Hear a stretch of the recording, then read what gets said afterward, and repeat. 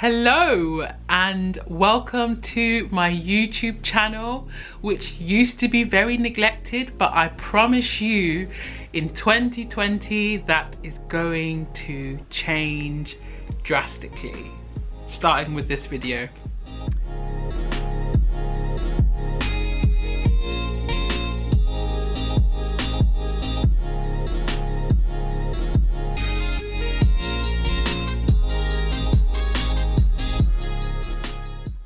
I wallpapered my floor 2.5 years ago. I wallpapered my porch floor because when I moved into the property, which is a rented property, the floor just looked really gross. I mean, the laminate flooring was like a reddish, ugly, scratched, worn, also water damaged floor, especially in my entrance because the seal on my door is a little bit broken, so sometimes when it starts to rain the water does kind of flood in, so that laminate there is not the best of laminate. However, the landlord wasn't up to changing it. What's a girl to do? So I wallpapered it, and I wallpapered it with self-adhesive wallpaper, which is the one that you can kind of just stick straight on without having to use all that paste and things to stick it on. I've done it before. If you've been following me for a while, you might remember my kitchen floor that I wallpapered with glue. There was no self-adhesive backing. I just literally pasted it onto the floor, coated it with varnish, and it did amazing. It held up for a year, but then I had to move, so I removed it. But I mean, it was a great temporary solution. And then also my porch, the flooring is a great temporary solution. However, when I shared the YouTube video, there was a lot of comments like, what the fudge have you done? This is weird, it's not gonna last, it's crazy. You can basically scroll back to the video and have a look for yourself. People were just like, this is just too bizarre. Not that they were wrong, but it worked. At the time I couldn't afford to get a new flooring. I worked with a company that sold really lovely designs and made custom designs, and I used paper from their company to change my flooring, and the change was immediate and just so pleasant on the eye. Don't regret it at all. I definitely would do things differently though if I was to do it again, which brings me to my book.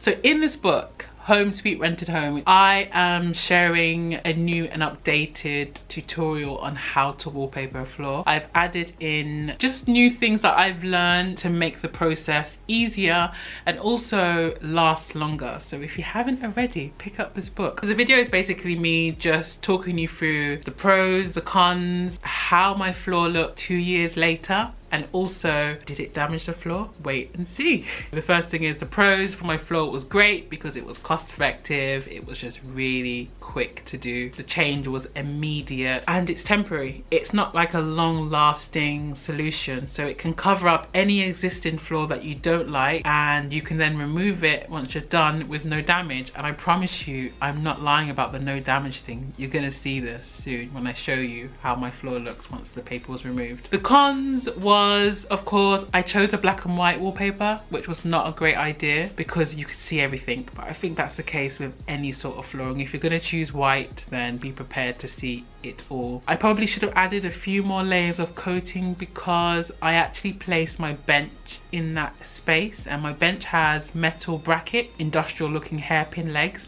and I never put any support on the ends of them, like what they call those soft furnishing. What are they called? It's not soft furnishing, Medina. They are called like protective pads or whatever. I really should have put that on the ends of those legs before putting it over the wallpaper, but I didn't, and as a result the wallpaper did tear last year, which is sad, but hey ho.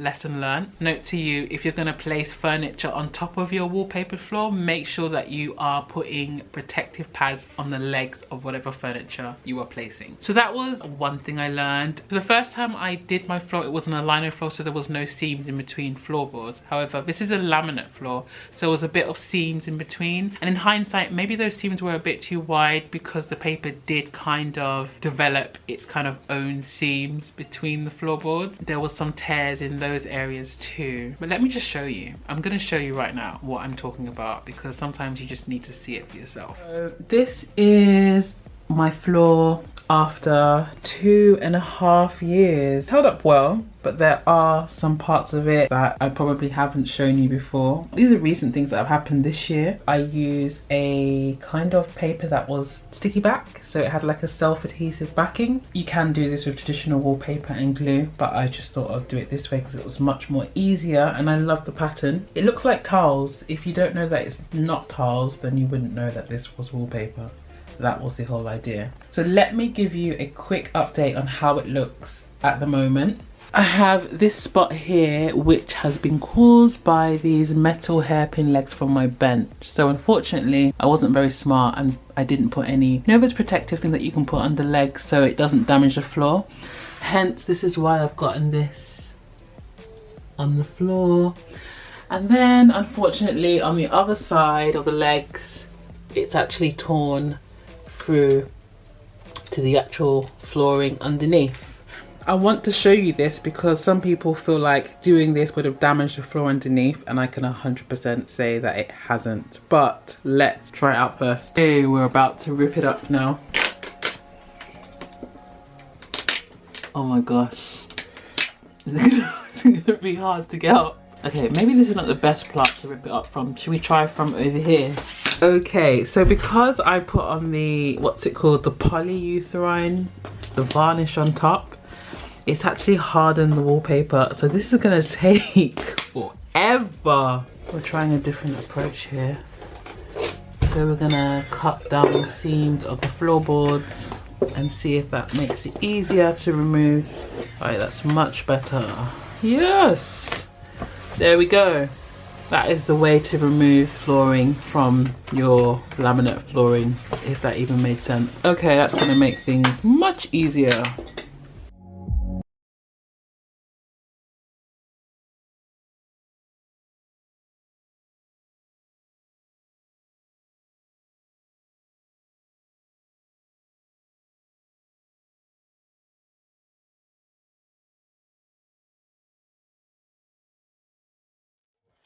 Halfway done.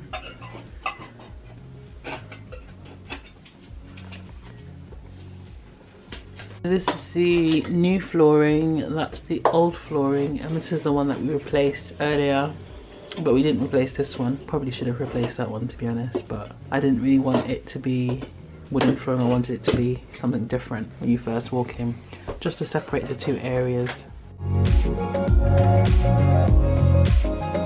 I'm gonna remove this one. Something so satisfying about doing this. See what I mean? The floor looks fine. I mean, it's ugly, but it's fine.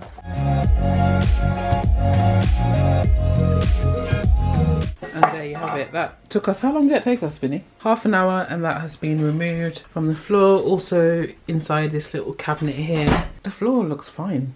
We did say that there was some water damage here, but that's actually from the fact that the door has lost its seal, which is annoying. But apart from that, I'm looking at the floor really closely. It is perfectly fine. It is basically exactly how it was when we covered it. And we covered it because it was really scratched. It was like water soaked. It didn't look very nice. The landlord wasn't going to change it, so we just covered it over. So I'll let you make up your own minds of whether you would like to wallpaper your floor. This is the lino that we're going to put down, which is the leftover from our kitchen lino. However, we just realised that we don't have enough. So this is really annoying. We're going to have to go out and buy some more, I'm assuming. But I tell you one thing, I will not live with this brown laminate. I refuse. Once the paper was removed, literally the floor is exactly the same. It's the same ugly flooring. Nothing much has changed. There was a bit, again, I said there was some water damage, but that was there before because we need to get that seal on the door replaced because it's just letting in loads of water. And it rained so much last year. It rained buckets, flooding in some parts of where I live. Kind of explains the waterlog. But anyway, now we can actually afford to pay a bit more attention to the floor. I'm just going to cover the floor with lino. And lino is a bit more expensive than self-adhesive paper. But I recently put lino in my kitchen floor. A really, really cheap one. And I love the quality of it. I'm going to place that in the porch area. If you like this video, please leave me a thumbs up. This is the first of many, as I said.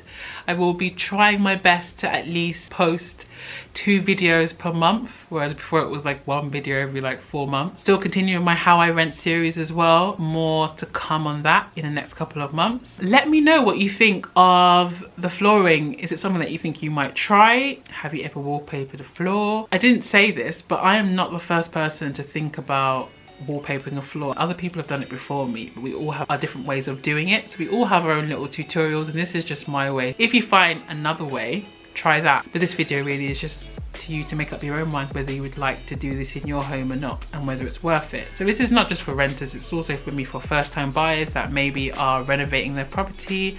Hopefully I will see you soon. Let me know what you think in the comments down below.